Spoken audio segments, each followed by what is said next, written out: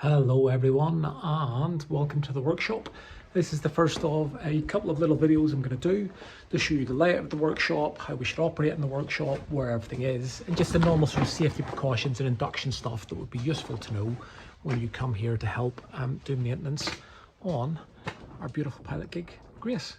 Okay, let's go outside and get started. Okay, first things first, you'll have seen the address of where we are and you can't miss it. There's a giant, great big grey tent at the front and a trailer.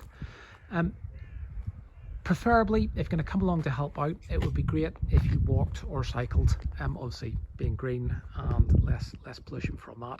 However, if you do need to come by car, you can park here directly in front of our drive. But this is a cul-de-sac and as you can see it gets quite busy with cars, so I'd really strongly ask that you don't take up any more than say park directly in front of our drive. Please don't push up that end, and if anything, park down towards the bottom of the road for us if that's possible. So when you arrive, we've got a few hazards here.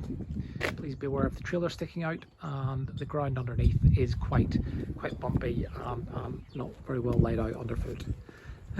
As you arrive, you may see our bedroom here where Livy, the chair of the club, may be working during the day, if it's during the working day.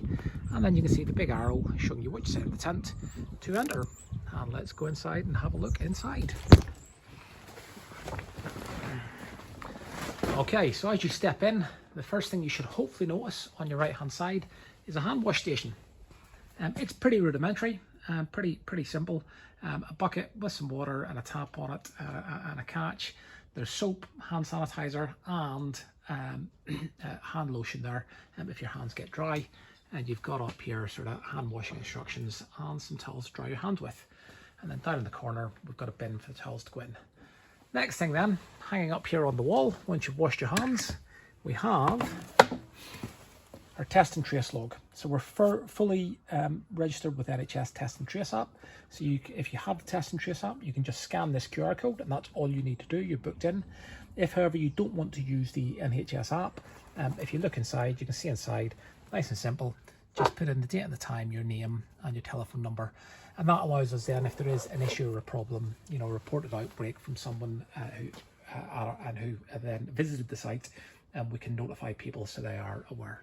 So you've come in, you've washed your hands, dried your hands, got a bit of hand sanitizer, you put your details into the book, and then when we go inside the workshop itself. Now you should hopefully notice on the ground, we have a number of blue crosses marked on the ground, and that's just to give you a reminder, a visual reminder of the sort of distancing, the social distancing that you should be carrying out with anybody who isn't in your social in your bubble. You don't have to stand on them, but it gives a visual reminder of people to keep that distance. And you can see then over this side of the workshop, underneath the tent, we have Grace the gig on the trolley trestle system. More on that in a little bit. But the only thing I'd say here is our tent is a little leaky, so I've done the best to protect it. So it can be a bit drafty and it can be a bit leaky in here. So if the weather is poor outside, please be prepared for that when you do get here. And we'll look at the trestle system and how the gig is laid out in another short video. Okay, so as we come up here to the front door, this is Evie's room on our left. You may see Evie in there. We've got some hazards here then, clearly marked with the yellow and black stripes. That's sort of hazards on these bits for bumping your head. So please just be aware, it is a workshop. It isn't a perfect sanitary, safe environment. There are edges sticking out, there are wood that you could get splinters off, there are things that could hurt you if you're not paying attention and taking care. So please just be aware of that and treat it with slightly more respect and care than you necessarily would do at home. So as I mentioned, we've marked out some lines on the floor with sort of the black and yellow tape, and I've kind of tried to divide the area up into three zones. So the first one is the actual gig itself at this end of the workshop.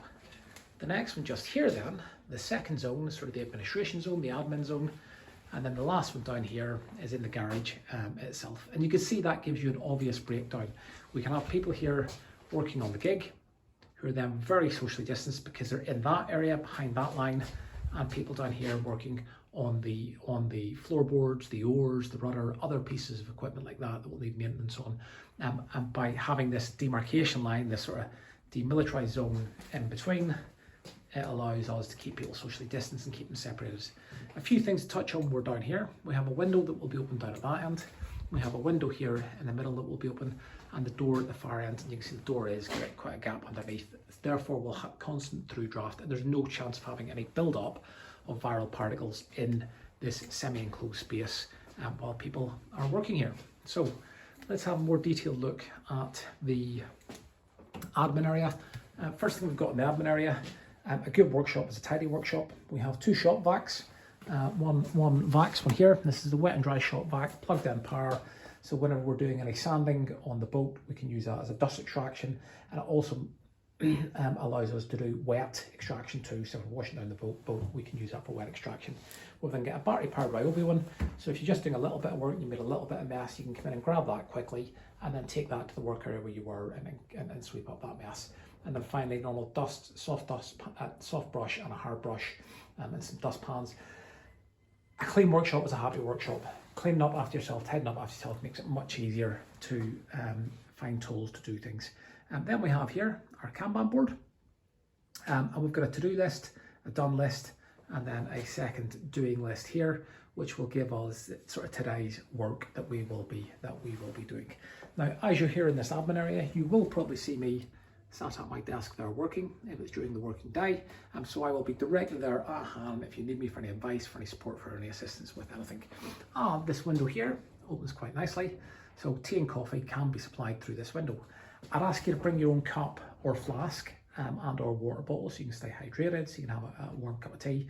If you don't, we can supply a cup, but also we'll have to disinfect that before we make your brew for you, and then pass it out onto the table. You'll also notice then from this admin table that there are cleaning supplies dotted around everywhere. So we've got some cleaning bits here, and we've got some cleaning bits down there. I need to get some spray to go with that, and some over here. And that's just to keep constantly in people's heads. There's stuff around the place. I'm going to use it, disinfect it, clean it, keep things neat, clean and tidy. Under the table, big yellow cross on the top, we have the first aid kit. Let's have a quick look at that. So we've got just your standard basic plasters. That's most of the time you need in the workshop, and some small scale first aid kits. But we also have a full individual trauma kit. So major catastrophic bleeds, major injuries, airway problems, stuff like that. All the kit and equipment is in there to do that. I will be on site while people are here working, so I will act as first aid cover for site if anyone requires that. I will also, I haven't done it yet, but I'll also put here in the box on the inside the usual sort of contact details, the address, what 3 words, call 999, that kind of stuff for people. I've also put 2 chairs here, one here and one here, and these are socially distanced, 2 meters apart, and not directly facing each other. So if you do need to sit down, have a rest, have a break, there is a chair where you can sit, you can take the weight off your feet, you can have your cup of tea, and you can chill out for a little bit before returning to work. Next, my table saw and bandsaw, my table saw and skill saw over here. They're just up in position in case I need to cut anything. You wouldn't be expected to use these or need to use these in the workshop. We then also have our tool drop station. So I've got a table marked up on one side with the garage and the other side with the gig. If you use a tool or piece of equipment, if you need it to do something and you're working with it, once you're finished with that tool, I need to know that tool needs to be cleaned. So I've got my drill, I've been using my drill earlier, I've been working in the garage side, that's the side in the area I've been working on. So I take my tool and I put it back down in here. That means if someone else needs a tool, they know it needs to be cleaned before they use it, and the stuff is there to clean that tool. And it also means come the end of your session here, I can then come out and clean those tools down and return them to the location where they were used. Over here on the side, if you have a minute and would like to practice your knots, we have the knot tying board with the instructions in here, and you can have a try and a test with that. Please watch your head. If you are terribly tall, don't jump too high. There are bits, I've tried to smooth round off all the bits, so you shouldn't injure yourself too badly, but if you are very, very tall, you could bump your head a little bit in here. So that's the admin area. Let's move from the admin area then into the garage side itself. And in the garage side, you can see we have 2 tables, 2 workbenches set up, and that will allow sort of the longer pieces of wood from inside the boat, like the floorboards here, like the oars, like the pieces we've got down here, to put up in the position where they can be worked on. And obviously this could move, and there is some flex in it, so it needs to be positioned properly. There are a number of clamps up here in the wall, so you can use to clamp it in place. It doesn't slip or slide as you're working on it. And then for some of the tools that you'll be working with, if people are going to use any of the tools, are battery powered, and the batteries will be here at the charging station on the wall. We also have a small fan here just to take the edge off the cold. As I mentioned earlier, it can get cold in here. During the day when the sun's on the tent, it's actually quite warm, quite pleasant, but it can get cold at times. So that little fan heater will just get it on, it'll take the nip out of the air and keep people warm. And you can see there beside that, again, hand gel, hand sanitizer around the place just to help people look after their hands. Reminder on the wall, remember, hands, face, space, and more crosses on the floor to remind people of the distancing. Painting materials are down here.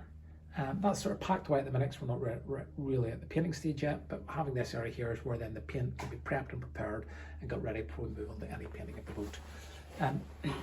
Personal protective equipment, ear protection, eye protection, gloves, other things like that are in here. We'll do a separate video on those later.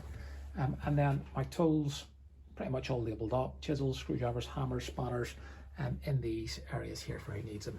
Most importantly, to start with, we have the sandpaper up here and some of the power tools and sanders down here, but more videos on those later. So that is the rough layout of the workshop. The only other bit that's worth touching on right now is fire exits. Down at this end, this door will always be open whenever there is someone in the workshop working. The exit, you go through here, turn to your right, and out into the garden out there. If you can't exit that way, and you're down in the administration area and need to exit, the front door here, the door will always be open. There will always be a key in it if there's someone in the workshop, so you can go in through the front door there, or finally the fire exit through the way you come in at the end of the tent. These will be marked up with normal fire exit type signs so people can see that. So that is our first video for an induction to the workshop. Please let me know if you have any questions. I will be on hand when people arrive and take them through anything they need to. And I'm looking forward to seeing you all soon.